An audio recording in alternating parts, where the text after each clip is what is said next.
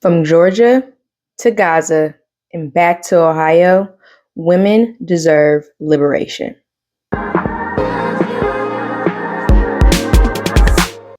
Hey y'all, welcome back to Tidbits with Day, where we break down political and cultural issues affecting women into bite-sized pieces for you to chew on throughout the week. Now, in our last video, we discussed intersectional feminism and how all of our liberation is intrinsically linked.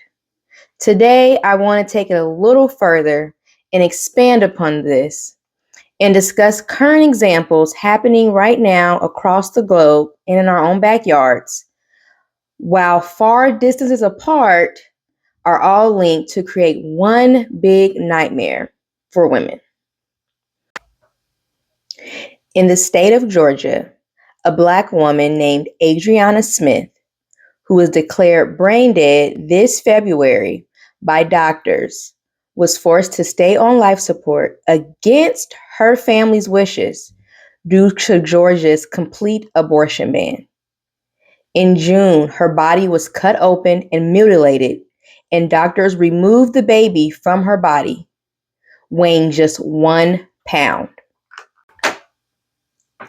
In the Gaza Strip, where a genocide is currently being waged against the Palestinian people, the UN's Women's Council estimates that as of May 2025, more than 28,000 women and girls have been killed since October 7th, 2023, by the Israeli military funded by American taxpayers. And in my home state of Ohio, Republican lawmakers Levi Dean and Jonathan Newman introduced a bill this June in the House called the Ohio Prenatal Equal Protections Act. This bill aims to ban nearly all abortions and criminalize the procedure, granting legal protections to a fetus from the moment of fertilization. It changes the 2023 constitutional amendment protecting abortion rights, which was enshrined the right to make decisions about contraception, fertility treatment, continuing pregnancies, miscarriage care, and abortion. The bill would only provide exceptions for saving the life of the pregnant person or in cases of spontaneous miscarriage. Now, you may have already drawn the through line yourself between all these separate issues, but let me make it very clear. What is allowed to happen to one woman will be the foundation of treatment for all women in a patriarchal society.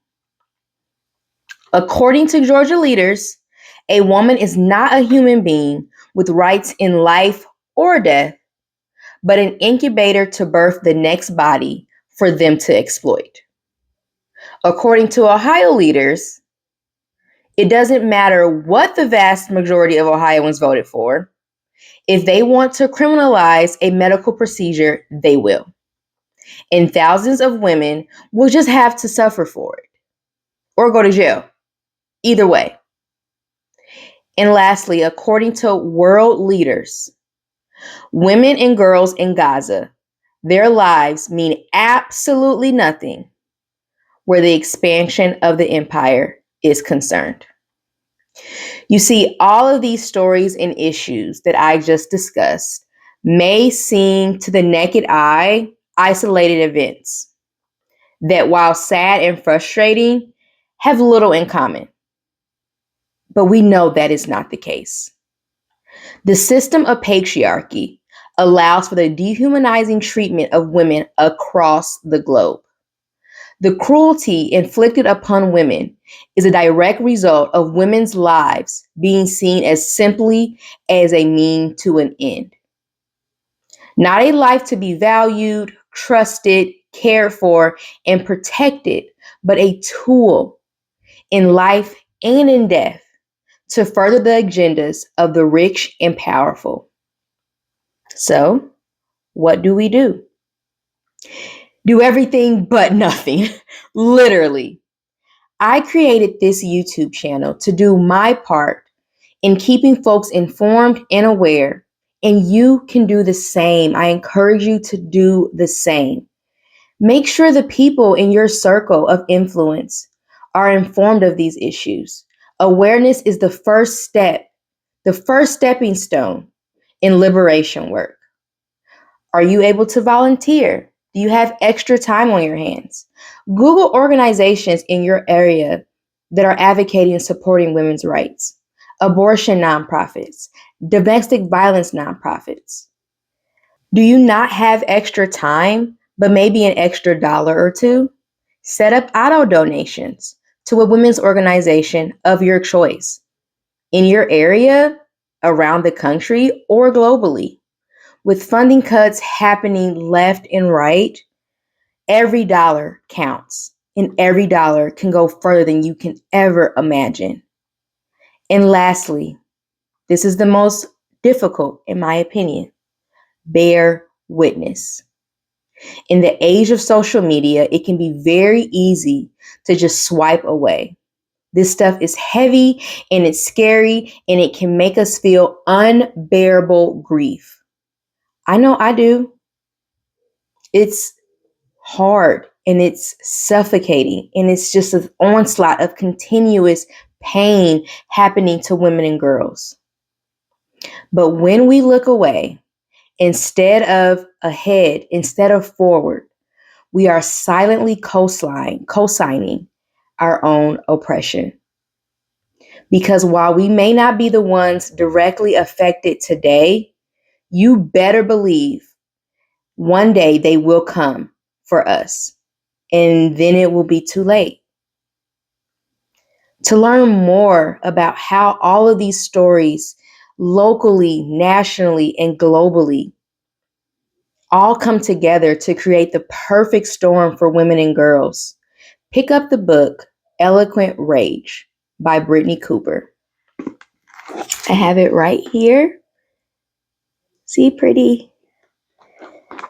She talks a lot about how while situations may seem isolated, it may seem like they can't all be the same thing. They are. They are.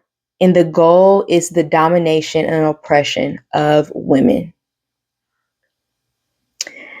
As always, I want to thank you all so much for being with me today. If you could, comment your thoughts below about what's happening in Georgia, what's going on in Ohio, what questions might you have, clarifications. Put it all down in the comment section. This is our community that we're building together, and let's have a discussion. As always, if you could like, share, and if you haven't already, subscribe. That would be so helpful. Share this on your social media platforms. Bring new folks into our community. And let's continue having these hard but necessary discussions. And lastly, remember, always stay curious, friends. See you next time. Bye.